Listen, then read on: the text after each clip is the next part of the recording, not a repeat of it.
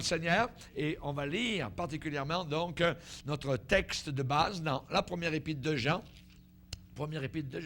chapitre 2, verset 18, et nous ferons la lecture dans ce passage-là. Le titre, c'est la 4e étude, donc particulièrement de ce message, la survie au milieu de l'apostasie. La survie au milieu de l'apostasie.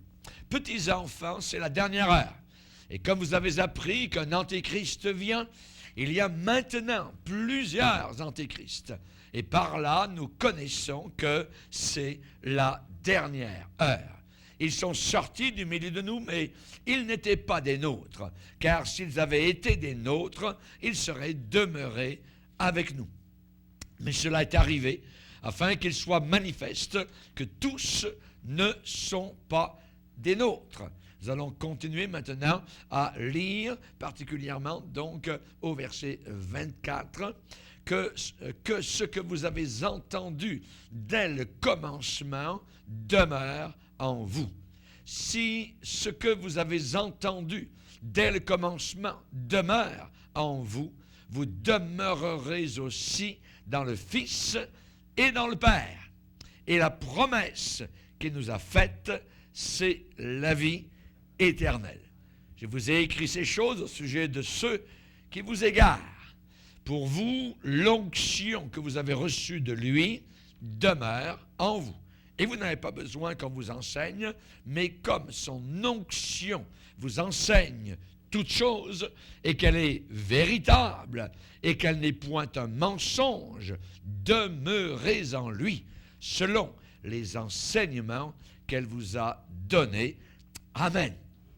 Gloire à Dieu. Père, nous voulons te remercier et te bénir pour ce grand privilège que nous avons de nous tenir autour de ce grand feu de joie. Alléluia, qu'est ta parole, Seigneur, là où nous pouvons nous réchauffer dans un monde qui gèle, qui congèle, qui surgèle. La charité du plus grand nombre est en train de se refroidir et nous voulons au contraire demeurer bouillants. Nous voulons être pleins de chaleur, ton amour, ta grâce et de ta vérité. Bénis abondamment ces pensées que nous allons étaler ce soir, Seigneur, par la puissance du Saint-Esprit, que nous puissions nous en nourrir, qu'elle puisse nous protéger, nous diriger sur notre sentier et nous garder, Seigneur, de bien des maux. Merci, Seigneur, de nous permettre de ne pas nous égarer, que nous restions dans la bonne direction, comme le Saint-Esprit nous dirige dans toute la vérité. Garde-nous en toi et nous voulons demeurer en ta présence pour toujours. Au nom de Jésus, Amen. Et tout le peuple dit Amen. Gloire à Dieu. Vous pouvez vous asseoir, frères et sœurs.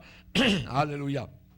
Nous arrivons donc, nous avons déjà eu 3 messages sur cette étude, la survie au milieu de l'apostasie. Et ce que nous avons vu, évidemment, c'est qu'il faut apprendre absolument les leçons de l'histoire. Voyez, pourquoi aujourd'hui tant de chrétiens évangéliques agissent comme si les faux docteurs à l'intérieur de l'Église ne posent pas véritablement de problèmes graves dans notre génération. C'est un problème très grave. C'est un problème percutant, un problème, je dirais, il faut que nous montions au créneau, il faut que nous luttions, que nous repoussions, évidemment, tous faux enseignements qui pourraient se glisser, évidemment, donc, au travers du corps de Christ. Et il y a un grand nombre de chrétiens aujourd'hui qui semblent totalement convaincus, selon les Laodicéens, qu'ils sont riches, qui se sont enrichis, qui sont devenus riches, qui n'ont besoin de rien, et la Bible dit qu'ils ne savent pas. Ça veut dire qu'ils sont des ignorants, comme Samson, qui ne savait pas que l'Esprit de Dieu s'était retiré de lui. Voyez, eh bien, beaucoup ne savent pas qu'ils sont malheureux, misérables, pauvres, aveugles et nus, et qu'ils seront vomis, littéralement, de la bouche et de la présence de Dieu. Voyez, aujourd'hui, la réalité, eh bien, nous l'avons vu, c'est que l'Église actuelle est plus ouverte aux faux enseignements, aux saboteurs doctrinaux, aux terroristes spirituels que toute autre génération dans l'histoire de l'Église. Quelque chose d'abominable. J'ai même entendu, il y a quelques années de cela, un chrétien qui était venu parmi nous et on parlait des témoins de Jéhovah et il disait, mais ce sont des chrétiens quand même. Voyez, c'est abominable d'entendre cela, mais le monsieur, un jour, est parti, il a dit qu'il ne pouvait plus me supporter. Donc, merci Seigneur, voyez. Alors, mais nous pouvons voir jusqu'à quel point, voyez, Jamais auparavant on n'aurait entendu de la bouche d'un supposé chrétien que les témoins de Jéhovah étaient finalement des chrétiens au même titre. Bon, c'était différent, ainsi de suite. Non, non, ce sont des faux apôtres, c'est des faux docteurs. Vous voyez, c'est des antichrists. Hein, ils renient la divinité de Christ, évidemment. Donc, c'est à repousser cela. Mais aujourd'hui, on voit que jusqu'à l'intérieur du corps de Christ, il y a évidemment donc la garde qui est en train d'être baissée. Il y a des craquements, je dirais, terribles dans le barrage de l'Église. Et bientôt, il va y avoir un paquet, je dirais, de faux docteurs, vous voyez, qui vont, je dirais, littéralement noyer toute une génération de supposés chrétiens. L'ignorance biblique à l'intérieur de l'Église est bien plus profonde, bien plus répandue qu'à toute autre époque depuis la réforme protestante et les réformateurs, voyez, donc évangéliques. Dieu va dire, mon peuple périt. Vous voyez, il ne parle pas de ils sont bien gentils, ils ont la vie. Non, Dieu dit qu'ils sont en train de périr. Vous voyez, ils sont en train d'aller vers la perdition. Mon peuple périt faute de connaissance. Vous voyez, donc ils ne sont pas instruits. Ils ne sont pas guidés, ils ne sont pas dirigés, ils ne sont pas protégés, ils n'ont pas leur pâture, je dirais la responsabilité d'un homme qui est en avant dans le pupitre. Et c'est ce que le Seigneur a dit à Pierre, paie mes brebis. Paie mes brebis, vous voyez? C'est-à-dire paître les brebis, c'est nourrir les brebis, pas uniquement leur faire sentir des sensations, mais leur faire travailler aussi la matière grise, leur faire comprendre la compréhension des choses, vous voyez? Le fils prodigue a compris, il est rentré en lui-même, il a vu qu'il était là en train de manger à l'écuelle des porcs, il a vu qu'autour de lui c'était une porcherie, c'était des porcs, il y a des églises porcherie aujourd'hui, où la saleté abominable, et ils ne voient même pas qu'ils sont en train de périr et de manger une nourriture abominable qu'ils ne méritent pas. Ils méritent, le chrétien mérite la bonne nourriture, le bon pain, je dirais, des Écritures. Et on a besoin aujourd'hui donc de savoir cela. Voyez, donc, évidemment, on voit qu'il y a très peu d'enseignements dans les églises. Les sermons, ce n'est pas des sermons, c'est des sermonnettes, du pablum généralement, vous voyez, on leur donne et on ne peut pas vivre, évidemment. Donc, ces chrétiens sont comme dans des camps de concentration, voyez, à peu près comme les Allemands qui nourrissaient les gens, un petit bouillon de soupe, voyez, une fois par jour, tout ça, juste pour les maintenir entre la mort et la vie. Et il y a beaucoup de gens aujourd'hui qui sont comme cela, donc sur le bord de l'éternité, voyez, entre le précipice et évidemment, donc, le Seigneur. Et il y a besoin, évidemment, donc, de leur donner de la parole et l'enseignement. Le Seigneur a dit qu'à la fin des temps, il y aurait une famine terrible, la faim et la soif d'entendre la parole de Dieu. Ils iront ça et là et ne la trouveront pas. Ça veut dire que ça et là, ici et là, il n'y aura plus la parole du Seigneur. Que Dieu nous garde, amen. Que Dieu me garde, que Dieu me protège pour continuer à porter le bon pain de la parole du Seigneur. Amen. Et nous avons vu différentes choses au travers de ces études, particulièrement donc dans l'épître de Jude. Eh bien, Jude va dire, souvenez-vous de ce qui a été prophétisé, les choses annoncées d'avance par les prophètes de notre Seigneur Jésus-Christ. On va le lire dans l'épître de Jude, une petite épître à l'ombre de l'Apocalypse, carte postale envoyée par Jude, vous voyez, un seul chapitre, mais rempli, donc, je dirais, de choses très, très intéressantes. Et spécialement, donc, au verset 17, Jude va dire, mais vous, bien-aimés, souvenez-vous des choses annoncées d'avance. Donc, dites à l'avance, vous voyez, les choses annoncées d'avance par les apôtres de notre Seigneur Jésus-Christ. Ils vous disaient, qu'est-ce qu'ils nous disaient? Ils nous ont dit qu'au dernier temps, il y aurait des moqueurs, marchant selon leur convoitise impie. Donc, on parle ici de convoitise, vous voyez, convoitise matérielle, convoitise sexuelle, convoitise, vous voyez, jalousie. Les convoitises impies, ce sont ceux qui provoquent des divisions. Hommes sensuels, ça veut dire qu'ils marchent uniquement avec les sens, et ce ne sont pas des hommes spirituels, ce ne sont pas des gens qui marchent avec l'Esprit de Dieu, des hommes sensuels n'ayant pas l'Esprit. Et quelqu'un qui n'a pas l'Esprit de Dieu, selon la Bible, n'est pas sauvé. Il n'est pas sauvé, il n'a pas l'Esprit de Dieu. Donc, il n'est pas sauvé. Ce sont des païens, qui, évidemment, se moquent et marchent selon leur convoitise impie, mais qui peuvent prendre le manteau du chrétien, donc sur eux-mêmes pour bien se cacher. Donc, on a vu cela. C'est la première chose. Jude a dit, souvenez-vous. Ensuite, il a dit, à la deuxième chose, au verset 20, pour vous, bien-aimés, vous édifiant vous-même sur votre très sainte foi. Ce qui veut dire que nous devons nous édifier. Il faut se construire, il faut se bâtir, il faut s'exhorter. Donc c'est la deuxième façon de réagir vis-à-vis de l'apostasie, c'est de rester fidèle. De rester fidèle.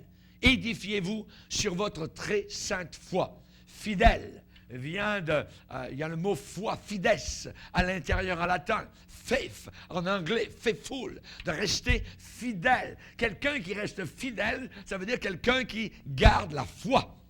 Mais la foi authentique, voyez, pas une foi tronquée, pas une foi tordue, pas une foi ramollie ou changée ou modernisée. La foi biblique de tous les temps, telle que les apôtres donc nous l'ont laissée. C'est la deuxième chose que nous devons faire au milieu de l'apostasie. S'édifier sur votre très sainte foi. On nous a dit aussi de prier par le Saint-Esprit. Donc la vie de prière est très importante. Avoir cette communion avec le Seigneur. Et ainsi on maintient notre équilibre, notre stabilité spirituelle.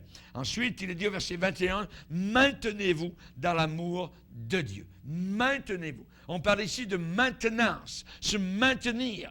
Comme un nageur qui dans l'eau se maintient, voyez, à la surface. Il nage, il ne coule pas, il se maintient parce qu'il fait les mouvements nécessaires pour maintenir son corps hors de la noyade. Et pour se maintenir, je dirais, hors de la perdition, eh bien, d'un côté, il y a le bras de la prière et de l'autre côté, le bras de la parole de Dieu. Nous continuerons à nous appliquer à la prière et à la parole du Seigneur. Maintenez-vous.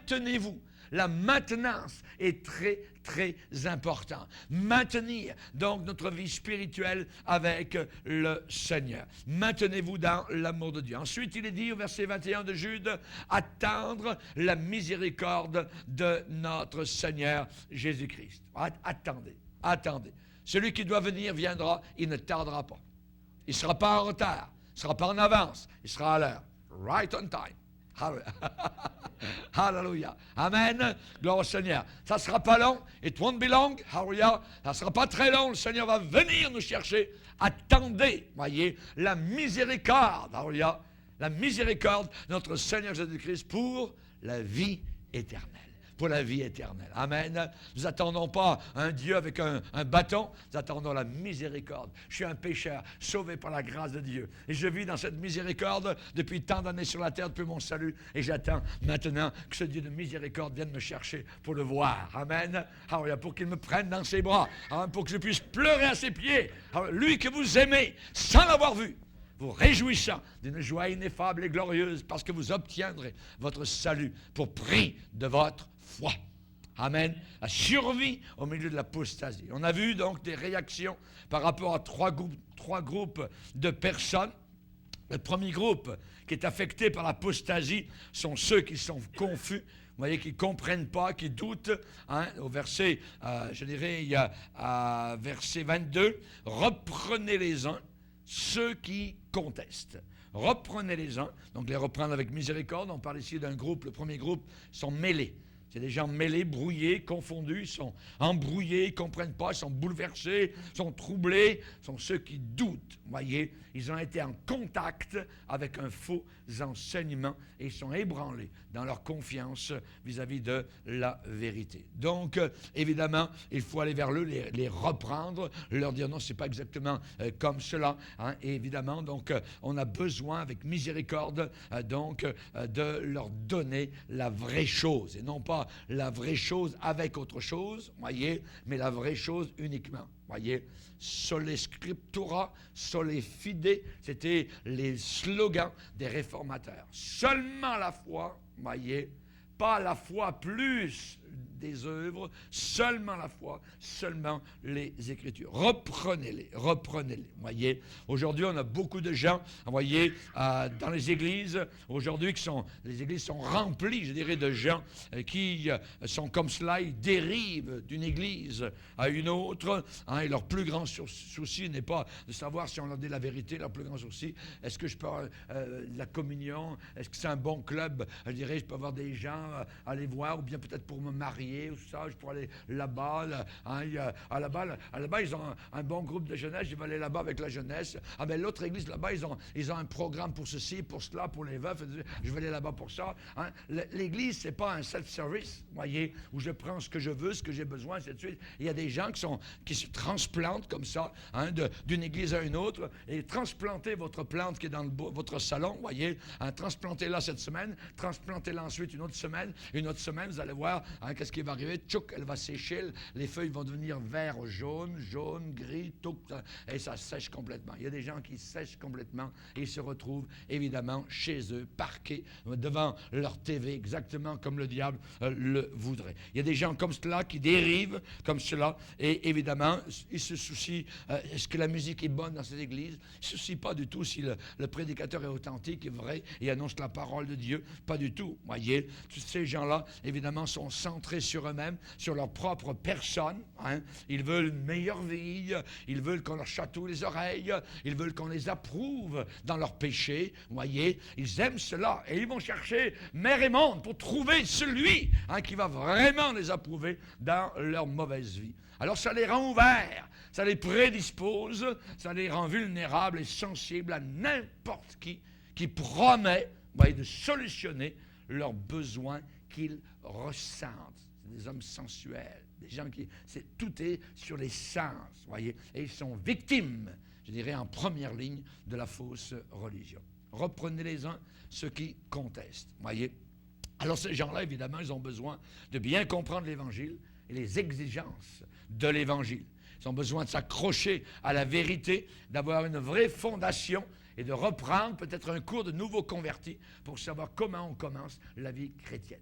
Il y a des gens, ça fait peut-être 20 ans, vous voyez, qui sont à l'intérieur d'église. Ils auraient besoin, évidemment, d'aller dans une classe de nouveaux convertis où on les enseigne comment ça se passe quand on commence avec le Seigneur. Amen.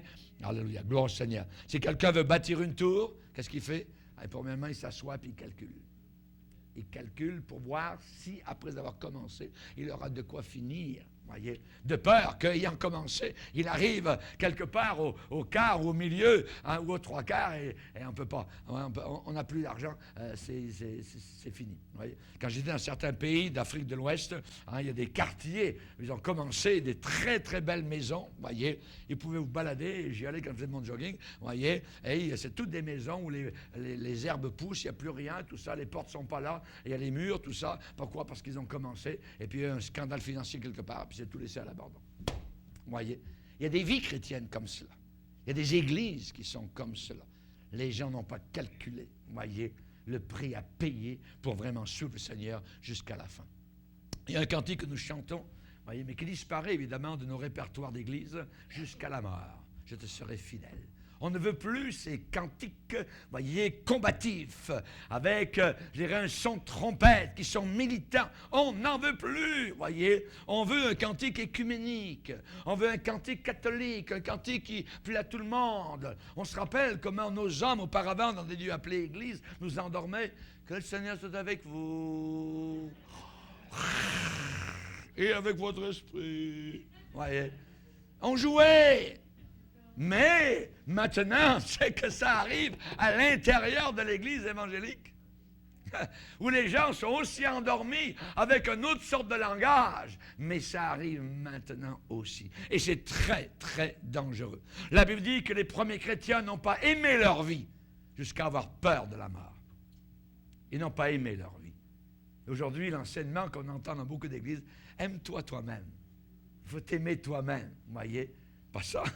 La Bible dit de se renoncer à soi-même. Ils n'ont pas aimé leur vie jusqu'à avoir peur de la mort. Amen. Si quelqu'un vous prêche un autre évangile, qu'il soit maudit, qu'il soit anathème. Et dans 2 Corinthiens 11, on voit 3 expressions, un autre évangile, un autre Jésus et un autre esprit. Et je ne veux pas de l'autre Jésus.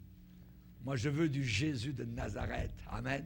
Je veux du Jésus avec des mains percées, avec du sang qui coule. Alléluia. Je ne veux pas d'un autre esprit. Moi, je veux le Saint-Esprit. Un esprit pur, un esprit saint, un esprit de vérité qui me conduit dans toute la vérité. Voyez? Chacun n'a pas sa vérité. Il y a la vérité et à côté de cela, il y a l'erreur, le mensonge. Voyez? Maintenant, nous allons voir ce soir, dans la 4e partie de notre étude, le 2e groupe qui est affecté par l'apostasie. Ce sont ceux qui sont convaincus qu'ils sont dans le droit chemin, alors qu'ils sont dans l'erreur. Ça, c'est grave, voyez. Ces gens-là sont déjà convaincus par un faux enseignement, sont déjà attachés à un faux enseignement. Et Jude va dire, sauvez-en d'autres. C'est le 2e groupe. Sauvez-en d'autres en les arrachant du feu. En les arrachant. On parle d'arracher, voyez. On parle de déraciner en les arrachant du feu. Du feu. Croyez-vous qu'il n'y a pas de feu en enfer? Ah! Il y a du feu en enfer. Un homme crie depuis des millénaires, je souffre cruellement dans cette flamme. Judas Iscariote est lui-même dans ce feu terrible. Et ceux-là, ces gens-là ont un problème bien plus grave et difficile parce qu'il faut les arracher du feu. Parce que le verset dit qu'ils sont déjà dans le feu. Pour arracher quelqu'un du feu, ça veut dire qu'il a déjà un pied dans l'enfer. Oui. Ces gens-là sont persuadés. Ils sont convaincus qu'ils sont dans le droit chemin alors qu'ils sont totalement dans l'erreur. Ils sont établis dans l'erreur. Et Jude, eh bien, dépeint l'apostasie comme une conflagration de feu, de flamme, comme un incendie destructeur. Donc, il y a besoin urgent de pompiers. De pompiers. Amen. Il ne faut pas que le pompier arrive avec le tuyau, on ouvre, il n'y a pas d'eau. On laisse brûler. Il faut qu'il y ait de l'eau. Il faut que nous, chrétiens authentiques, qui connaissons, qui avons la pompe à eau pour éteindre le feu, eh bien que ça marche. Donc ces gens-là ont un besoin urgent de secours à cause du si grand mal d'un faux enseignement. Ces gens sont dans le feu parce qu'ils ont avalé un mensonge. Ils ont avalé un mensonge. Ils ont donné crédit à une fausse doctrine. Ils ont cru à une chanson de l'enfer. Ils ont cru à une sornette, à une fable. La Bible dit dans Hébreux 13, ne vous laissez pas entraîner par des doctrines diverses. Ne vous laissez pas entraîner. Il y a une force d'attraction vers le mal, vers le faux, voyez. Et le diable sait. Le vrai, c'est plus dur. Mais le faux, ah tiens, j'avais jamais entendu ça. Ah, une nouveauté. Ah oui, ça c'est très dangereux. Ne vous laissez pas entraîner par des doctrines diverses. Ces gens-là ont besoin de plus que de la miséricorde. Ils ont besoin d'une opération de sauvetage urgente. Urgente. Et Jude nous exhorte. Il nous exhorte à se servir de tous les moyens possibles et légitimes pour les tirer en dehors du feu. Pour les arracher, dit-il. Sauvez-en d'autres en les arrachant du feu. Du feu. Donc de telles circonstances demandent une action drastique, agressive. Ce principe est très important. Quand vous rencontrez quelqu'un qui est un disciple convaincu d'une fausse doctrine, ne tournez pas automatiquement le dos sur cette personne, sur ces gens-là. Voyez, il se peut que ces gens-là soient plus séduits eux-mêmes qu'ils ne veulent séduire. Ça peut arriver, voyez. Il y a un mensonge terrible qui court parmi les chrétiens maintenant. C'est qu'il n'y a pas d'enfer. C'est terrible, oui. Beaucoup de chrétiens croient qu'il n'y a plus d'enfer. Ils croient un autre péché, oui, je dirais, une autre erreur qui est enseignée et imaginée par pas n'importe qui, par Billy Graham. Ça s'appelle l'universalisme. Ça veut dire que finalement, tout le monde va aller au ciel. Tout le monde, même si on ne leur prêche pas l'Évangile, même s'ils n'entendent pas l'Évangile. Est-ce que c'est vraiment ce que la Bible enseigne? Est-ce que c'est vraiment ce que les apôtres nous ont dit? Est-ce que c'est ce que Jésus nous a enseigné? Jamais de la vie! Là, on est en train d'errer, de s'égarer, parce qu'un homme reconnu, et ce qu'il a été dans le passé, ça peut être très bien, mais aujourd'hui, il n'enseigne plus la vraie chose. Et cela est très dangereux, très dangereux. On peut parler là, dans ce cas-là, aussi des Mormons, des témoins de Jéhovah, la science chrétienne, les adventistes du 7e jour qui veulent nous ramener à la loi, au sabbat, ainsi de suite. Et eux aussi disent qu'il n'y a pas d'enfer, que vous allez brûler, vous allez tomber en poussière, vous serez anéantis, c'est terminé. Vous voyez, ce n'est pas ça. Jésus dit, et ceux-ci iront au châtiment éternel. Je souffre cruellement dans cette flamme. Vous voyez. Chers amis, c'est pour ça que c'est très important de revoir notre doctrine. Ce que nous croyons. Attention, vous ne pouvez pas accepter quelqu'un dans la communion fraternelle de l'Assemblée, quelqu'un qui rejette les aspects essentiels de la vérité de l'Évangile. Oui.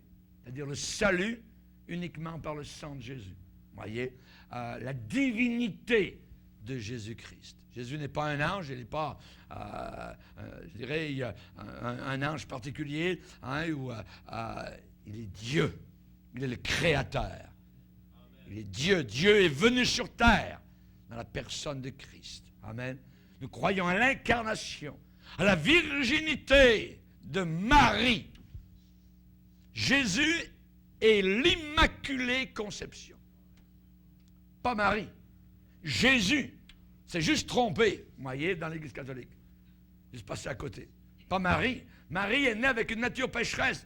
Est-ce que quelqu'un qui n'a aucun péché peut dire « Je bénis Dieu, mon sauveur » Marie a dit « Je bénis Dieu, mon sauveur ».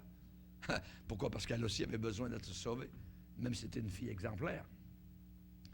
C'est Jésus qui est l'Immaculée Conception. Il est venu sur terre sans aucun péché. Et il n'a jamais commis un seul péché étant sur terre. Qui de vous me convaincra du péché? A lancé Jésus comme défi à sa génération. Et il le lance encore aujourd'hui. Voyez, nous croyons à l'incarnation de Christ. Nous croyons à l'enfer éternel. Voyez, attention, on ne peut pas accepter quelqu'un dans la communion de l'Assemblée, qui est quelqu'un qui croit, je dirais, profondément et avec conviction, une erreur sérieuse. C'est impossible. Voyez.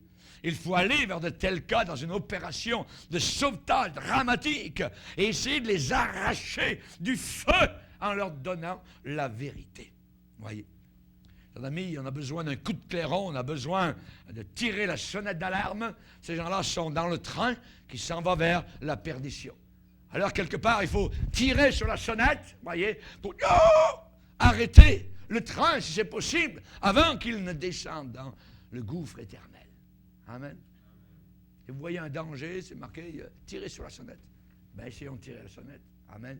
Faisons-le de notre mieux, avec une intonation, je dirais, d'urgence, en leur montrant le grave danger qu'ils encourent. Et il faut les rencontrer avec force, voyez, pas autour d'une petite tasse de thé, puis biscuits, puis blablabla, puis tout ça. Voyez. Ah non, l'opération de sauvetage. Les pompiers, quand ils arrivent sur un incendie, ils n'arrivent pas avec un petit thé, ainsi de suite. Voyez. Ah non, non. Ben, il faut se sauver. Il y a des gens qui sont là-haut, ils sont prêts à sauter, vous voyez, ils vont se tuer, voyez, si on ne les sauve pas. Voyez, ainsi de suite. Donc, c'est comme ça, les arracher du feu. Voyez, il faut évidemment leur montrer qu'on ne joue pas avec une telle erreur. Il faut traiter la situation avec urgence, avec sobriété, selon la proportion de la méchanceté de l'apostasie. L'apostasie, c'est méchant. C'est terriblement méchant. Lorsqu'il y a eu des faux frères qui sont introduits dans l'église de la Galatie, Paul en parle au chapitre 2 des Galates, il va dire de faux frères. C'était furtivement, donc de manière furtive, voyez. Et on a même inventé des avions maintenant, le furtif, voyez, des avions d'espionnage, voyez.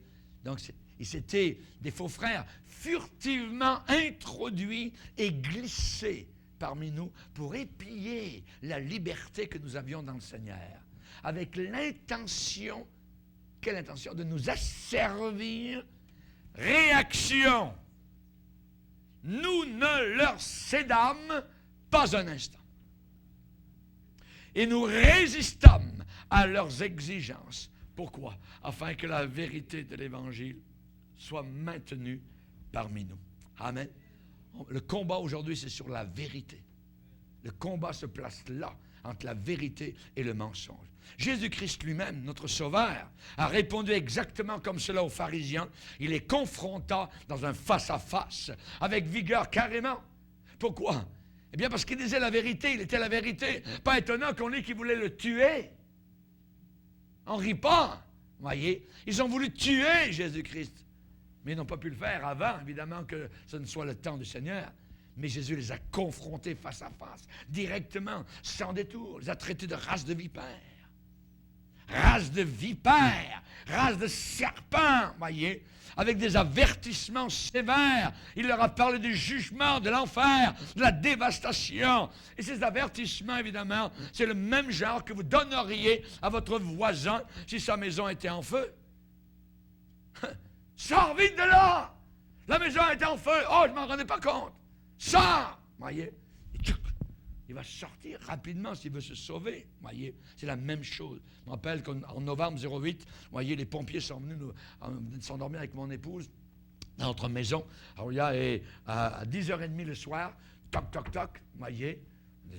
Qui vient à cette heure-là? On est juste s'endormir, tout ça.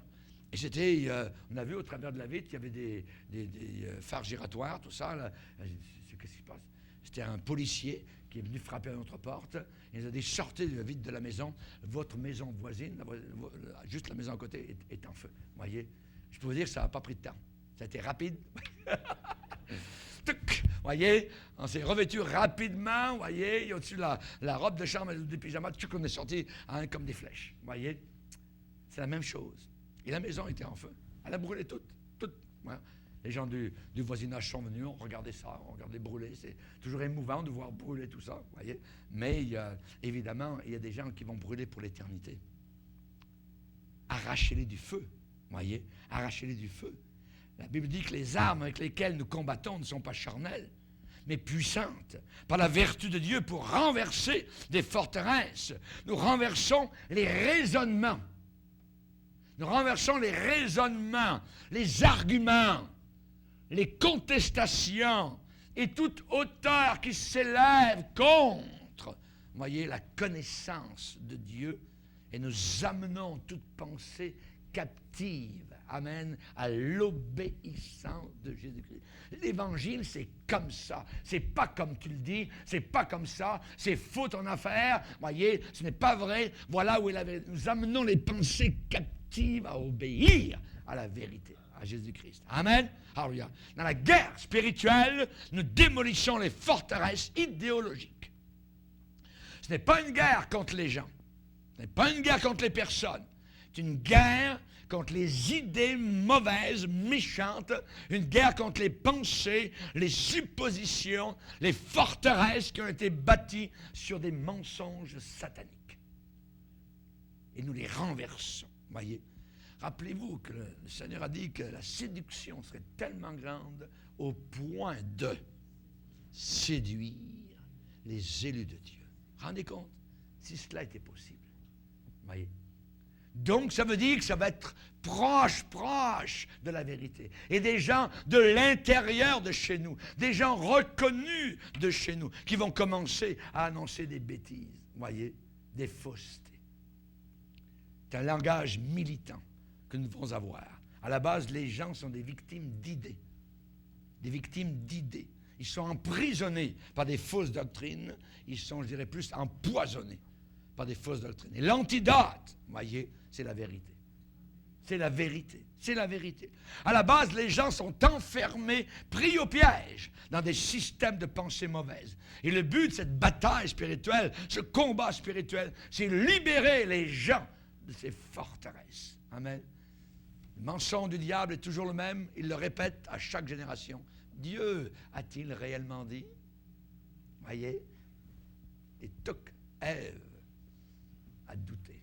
Et l'Église laodicéenne de la fin des temps est une Ève qui n'a pas de cervelle, est écervelée, elle est folle, voyez. Elle est un tourniquet, elle tourne à tout vent de doctrine. Dieu a-t-il réellement dit? Mais non, Dieu est bon. Puis finalement, il n'y aura pas d'enfer, tout ça. Pas possible qu'un Dieu bon ait créé un enfer. Voyez, voyons donc, le diable, voyez le serpent, le venin, ça sort vert. Voyez. Ah. Tenez-vous loin de tout ça. Tenez-vous loin de tout ça. Voyez. Dieu dit, libère mon peuple et laisse-le aller. Let my people go. Voyez. Pour monter où? Dans le pays de la vérité, le pays de la liberté, le pays de la paix, le pays promis. Celui que le Seigneur libère est vraiment libre. Il marchera dans la puissance d'une vie de ressuscité, libéré du doute et du péché. Aucun serpent ni scorpion ne pourra lui nuire. Il a l'autorité du Christ en lui. Alléluia, merci Seigneur. Le troisième groupe, le dernier, qui est affecté par l'apostasie, ce sont encore d'autres personnes. Ce sont ceux qui sont maintenant pleinement consacrés à l'erreur. Ils sont totalement les deux pieds dedans, voyez. Et Jude va dire, pour d'autres encore, ayez une pitié mêlée de crainte, haïssant jusqu'à la tunique souillée par la chair. Donc, si on reprend ce que nous venons de voir, premièrement, nous devons avoir un ministère de reproche miséricordieux pour ceux qui sont confus. C'est le premier groupe. Deuxième, un ministère plus urgent et plus solennel de sauvetage pour ceux qui sont convaincus dans l'erreur. Ils sont convaincus qu'ils sont dans le droit chemin alors qu'ils sont dans l'erreur. Mais le troisième, le pire, sont ceux qui sont engagés à fond dans l'apostasie. Ils sont engagés totalement. Ils croient le mensonge. Ils mettent des étiquettes. C'est Dieu, c'est le Saint-Esprit, c'est cela. Tu ne peux pas dire que ce n'est pas du Saint-Esprit. Tu vas commettre le blasphème contre le Saint-Esprit. Voyez, et ainsi de suite. Si c'est de Dieu, c'est de Dieu. Si c'est du diable, on ne dira pas que c'est du Saint-Esprit, on dira que c'est du diable. C'est faux, c'est tronqué. Voyez, ça sent le loup et nous ne pouvons pas l'accepter. Jude 23 va dire, pour d'autres encore, ayez une pitié mêlée de crainte, haïssant. Jusqu'à quel point? Jusqu'à la tunique, le vêtement, le costume souillé par la chair, sali, pollué par la chair. Évidemment, pour retirer les gens des feux de l'apostasie, des flammes de l'apostasie, ça demande de notre part de pouvoir s'approcher d'eux. Voyez, s'approcher d'eux. Mais attention, faites bien attention. Jude dit qu'il y a un très grand danger à faire cela. Il y a un très grand danger à faire cela. On ne peut pas toujours dire la différence entre ceux qui sont convaincus dans leur erreur de ceux qui sont engagés à fond dans l'apostasie.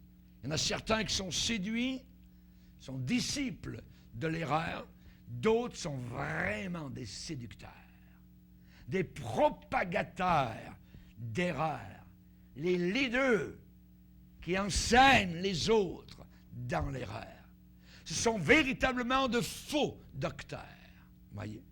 Et certains, il arrive, occasionnellement, peuvent être tirés en dehors du feu par la grâce de Dieu. Et Jude, dans son épître, dit de les approcher, oui, toujours avec miséricorde, mais de le faire avec crainte. De le faire avec crainte en quoi? Avec l'attitude de mépriser la saleté de leur mal, la saleté de leur erreur, la souillure, la salissure de leur mal. Et Jude va se servir d'expressions et de mots choquantes, d'expressions très choquantes et frappantes, très fortes, grossières, vulgaires, pour nous montrer comment c'est grave. Et il va dire haïssant. Le mot haine, d'haïr, la tunique, le vêtement, garment, voyez, en grec, ça veut dire le sous-vêtement. D'haïr le sous-vêtement, voyez, qui est souillé, sali, pollué, taché d'une façon sale par des fonctions corporelles. Rendez compte? Ça veut dire qu'il faut faire bien attention de ne pas se laisser contaminer par le péché de l'hérétique le plus débauché. Jude compare la salissure d'un faux enseignement à un sous-vêtement sali, sale. Et si vous vous êtes un jour posé la question pour savoir ce que Dieu pense, voyez, de la fausse religion, de l'apostasie, c'est ça. Voilà ce qu'il en pense.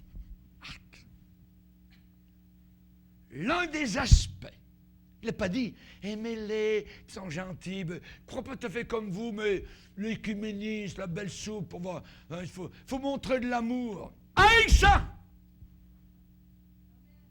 Haïssant jusqu'à le sous-vêtement, sali par la chair. Un faux enseignement. Qu'il vienne des témoins de Jéhovah, des Mormons, qu'il vienne du camp évangélique, qu'il vienne de Rick Warren ou de Billy Graham, c'est comme un slip qui est sali.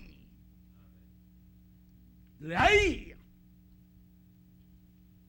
L'un des aspects les plus importants de tout le message de Jude, c'est celui-là, qui court au travers de toute l'épître. C'est qu'un faux enseignement, c'est la plus mortelle de toutes les méchancetés. C'est le plus odieux de tous les maux, c'est la plus répugnante de toutes les plaies. Pourquoi? Parce que ça contient toujours une expression d'incrédulité par rapport à la vérité. C'est l'alambic qui va distiller le mal pur, qui va tomber dans le cœur de l'imprudent, de l'imprudente comme des gouttes de poison. Le plus mortel, pasteur, le plus odieux. Mais, pasteur, que dire de la pornographie, de l'avortement, de la perversion sexuelle, de l'infidélité dans le mariage? Oui. Tous ces péchés-là sont grossiers et ils rongent littéralement la base de la société. C'est repoussant, c'est vrai, on est outragé par de tels mots monstrueux. Mais l'hérésie qui mine par en dessous l'évangile de Jésus-Christ est un péché encore bien plus grave et sérieux. Pourquoi? Parce que l'hérésie place les âmes éternelles dans un danger éternel. Dans l'obscurité de mensonges religieux.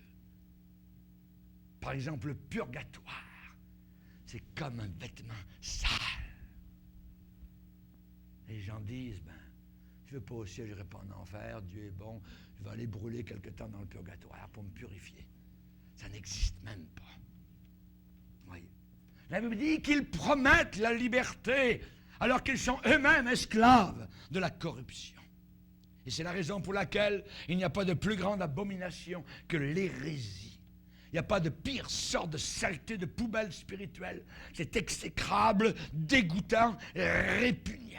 Ça va vous faire vomir. Et Dieu va vomir cette église de la fin des temps, appelée Laodicée. Jude nous dit que nous ne devrions pas prendre le risque d'être salis par l'apostasie. Pas plus que nous voudrions, je dirais, enlacer, et prendre sur nous, étreindre, serrer sur nous, prendre avec nous un sous-vêtement sale et taché par quelqu'un d'autre. Vous voulez des vêtements propres? La parole de Dieu emploie ailleurs la même image choquante. Ésaïe se lamente sur l'apostasie d'Israël. Et il va dire, nous sommes tous comme des impurs et toute notre justice est comme un vêtement souillé. Vêtements souillés. Toute notre justice, toutes nos bonnes œuvres, j'ai élevé 12 enfants, tout ça, le bon Dieu va m'accepter. Non, il ne t'acceptera pas. Il faut que tu te repentes de tes péchés. Il faut que tu viennes à la croix. Le sang a coulé pour toi. Tu es un pécheur, une pécheresse. Toute notre justice et la fausse religion, Ésaïe va utiliser une expression hébraïque qui parle des vêtements, des chiffons salis par les flots menstruels de la femme. Toute notre justice, c'est comme ça. à Sardes, le Seigneur va dire, tu as cependant à Sardes quelques hommes qui n'ont pas souillé leurs vêtements. Qui n'ont pas souillé leurs vêtements. C'est le sens identique, semblable, similaire. Jésus parle ici de la souillure de l'hérésie. Il parle de la souillure de l'apostasie. Et ces passages nous donnent l'idée de ce que Dieu pense de l'apostasie. Ces passages nous aident pour savoir explicitement comment agir avec les apostats. Attention, attention, une fausse doctrine, voyez, ça souille l'âme, ça salit l'âme. Et la méchanceté de ceux qui la croient, évidemment, va salir leur âme. Ne vous approchez pas trop. Ne vous approchez pas trop, de peur de vous faire corrompre.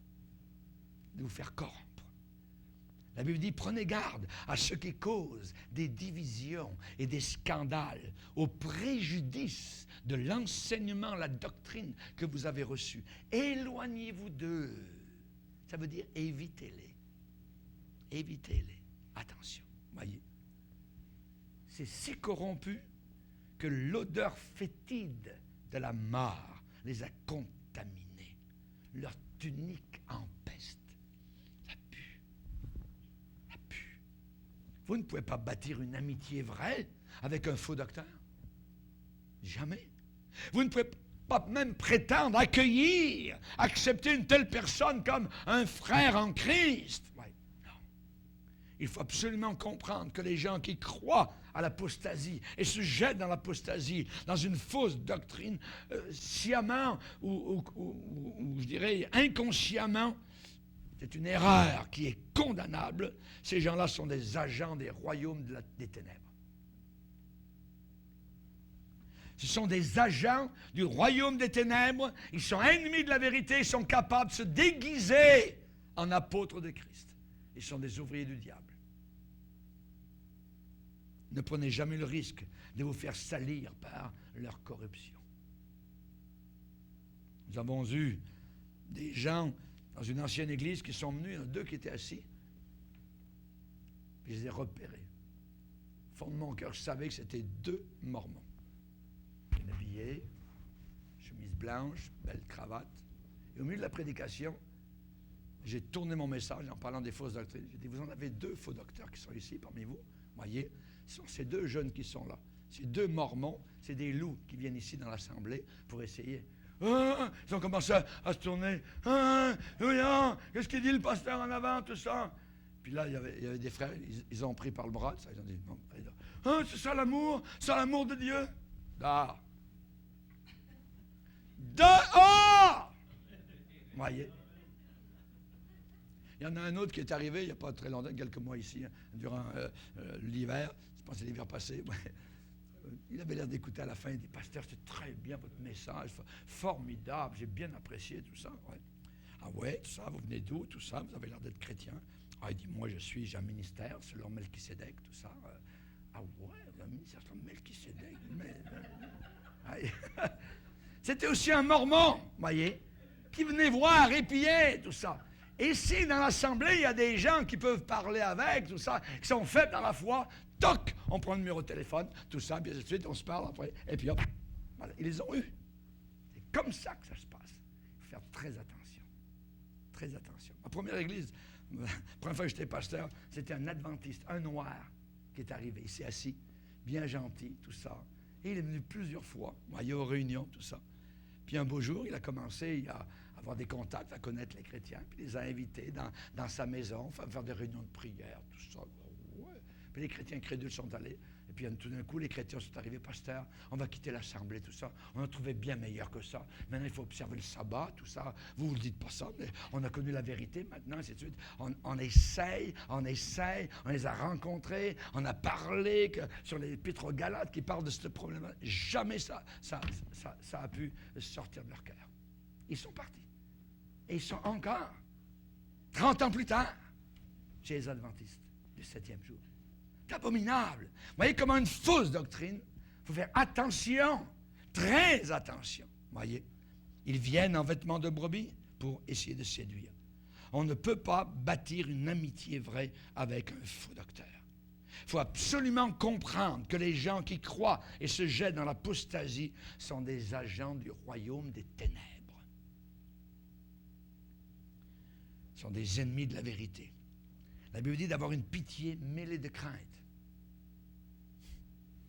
vis-à-vis des apostats.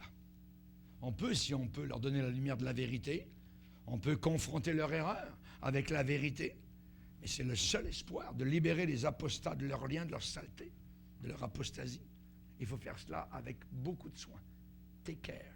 Bien attention. Voyez, de grandes précautions. Voyez, toujours se rappeler le danger de telle déviance, de telle méchanceté. Je terminerai en vous disant après tout, qu'est-ce que la vérité? Qu'est-ce que la vérité? La vérité, ce n'est pas l'opinion de quelqu'un. Ce n'est pas l'opinion du pasteur. La vérité, ce n'est pas la pensée de quelqu'un. La vérité, ce n'est pas l'imagination de quelqu'un. La vérité, c'est ce que Dieu a décrété. La vérité, c'est ce que Dieu a promulgué. La vérité, c'est ce que Dieu a ordonné. Et Dieu nous a donné une source infaillible de la vérité qui nous sauve au travers de sa parole révélée.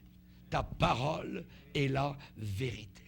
Ça t'arrive avec la Bible. Jésus, il est écrit dans le psaume 91.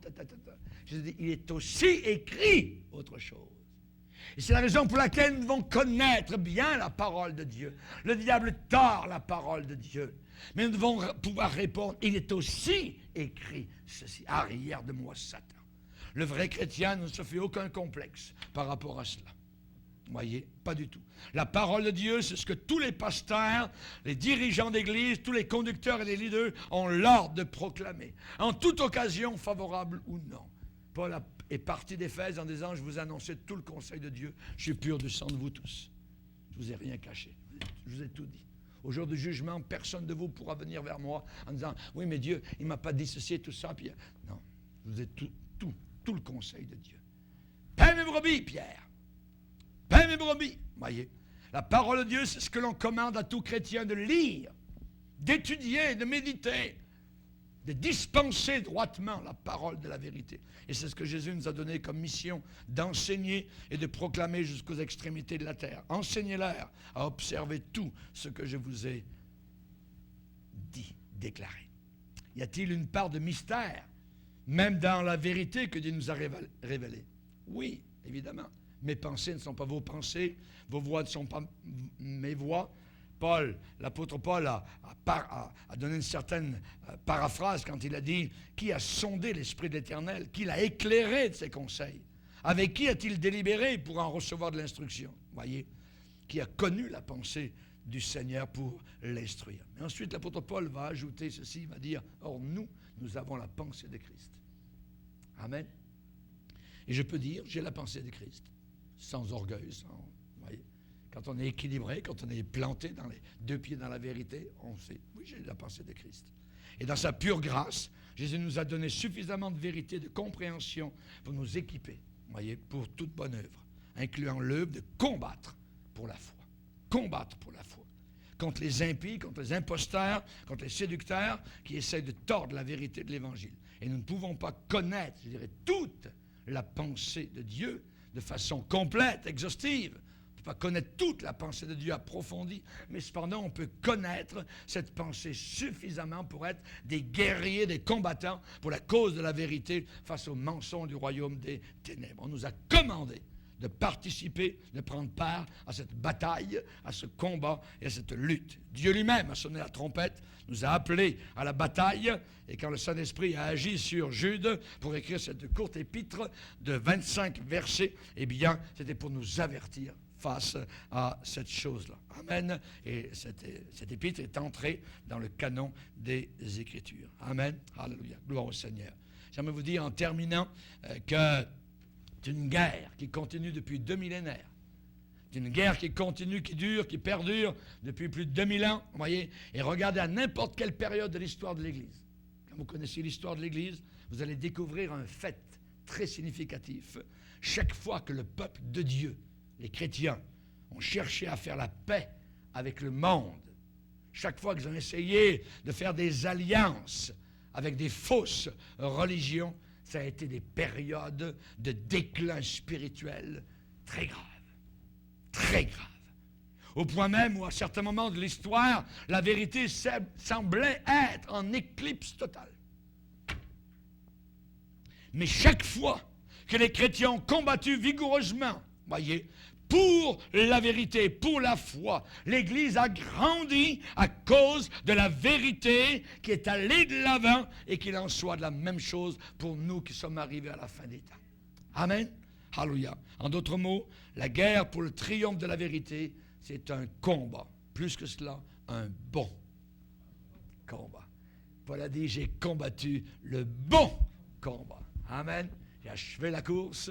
Alléluia. J'ai gardé la foi. Désormais, la couronne de justice m'est réservée. Et le Seigneur, le juste juge, me la donnera en ce jour-là, non seulement à moi, mais à tous ceux qui auront aimé son avènement. Baissons nos têtes et prions le Seigneur. Alléluia.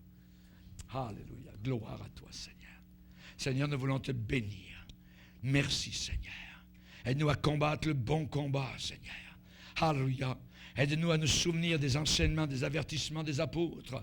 Aide-nous à nous édifier sur notre très sainte foi, à prier par le Saint-Esprit, à nous maintenir dans l'amour de Dieu, à attendre la miséricorde de Dieu pour la vie éternelle, à reprendre les uns ceux qui contestent, en sauver d'autres en les arrachant du feu. Et pour les plus corrompus, aide-nous à avoir de la pitié mêlée de crainte. Seigneur, merci. Jusqu'à la mort, nous voulons te demeurer fidèles. Jusqu'à la mort, tu seras notre roi. Sous ton drapeau et ta discipline et la sainte doctrine, tu nous appelles et nous voulons y mourir en luttant avec foi. C'est notre cri de guerre. Ta croix sanglante au Christ ressuscité. Que la bannière ensanglantée du calvaire puisse flotter dans le vent de l'esprit sur le champ de bataille de la fin des temps. Garde-nous près de toi, Seigneur. Aide-nous à entendre le coup de clairon, Seigneur. Heureux le peuple qui entend le son de la trompette. Merci, Seigneur.